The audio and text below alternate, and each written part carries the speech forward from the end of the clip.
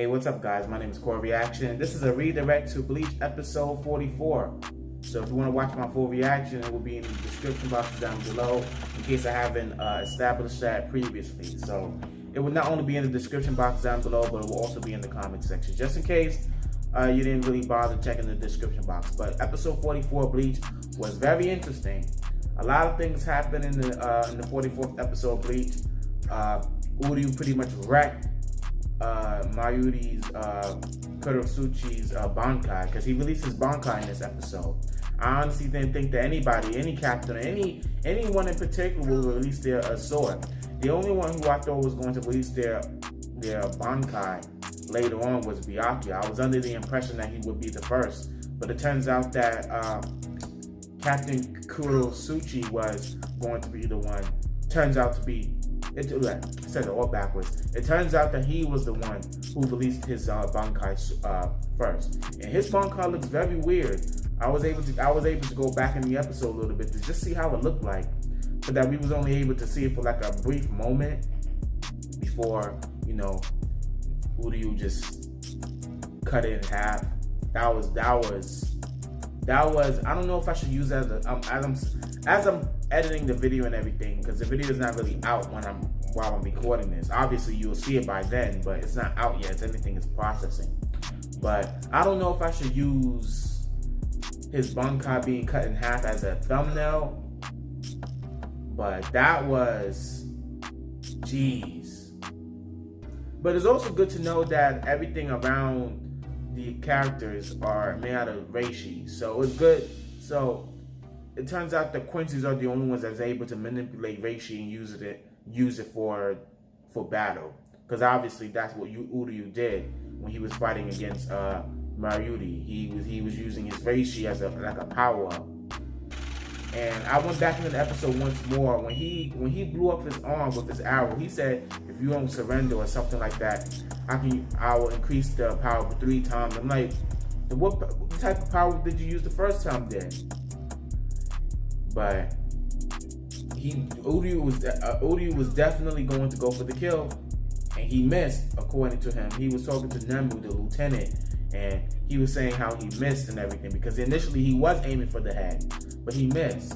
And I thought it was going to be that whole moment where I'm gonna kill you, and then at the last minute you made that judgment call, and I'm not gonna be like a monster like you where I'm killing people, so let me just aim somewhere else. For some reason, that just reminds me, I don't know why.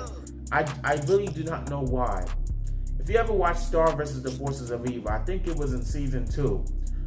Moon, when she was younger, when she was going up against Toffee, when she was casting that spell and everything, when she was casting that spell, initially she was aiming at the heart or the head or whatever, but at the last second she aimed at Toffee's finger, of course, and you know what happens next. So, but yeah, I don't know. That reminds me of that, except Moon purposely changed her location of the target. Like, she was gonna kill Toffee, but then she didn't.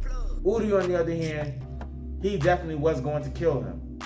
And if it wasn't for him missing, he would have been able to do it. And I was in denial because I honestly didn't believe that Uryu, of all people, of all characters, I couldn't see Uryu killing off a captain.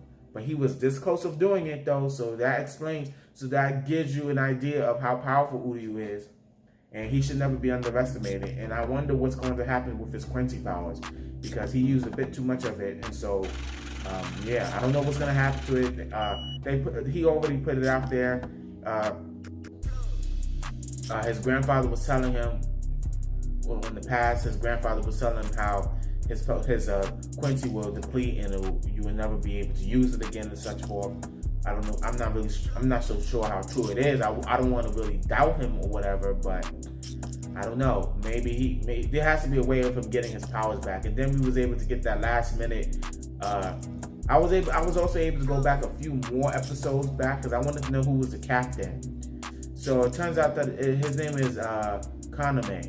That's the name of the captain that Uryu came across at the very end of the episode. And then he released his, Kaname released his Shikai. I didn't really care that much of what his Shikai is, but at the same time, I really did feel like going forward and like hearing what was the name of his sword. But it's not confirmed whether or not Uryu is dead. Obviously, he's not gonna die. They're not gonna kill the main character like that. To me, killing Uryu is like killing off Ichigo, and that's a horrible comparison though. Killing Uryu is more like killing off Chad, and it was actually this close of killing off Chad.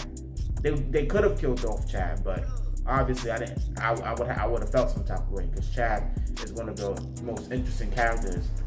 So yeah.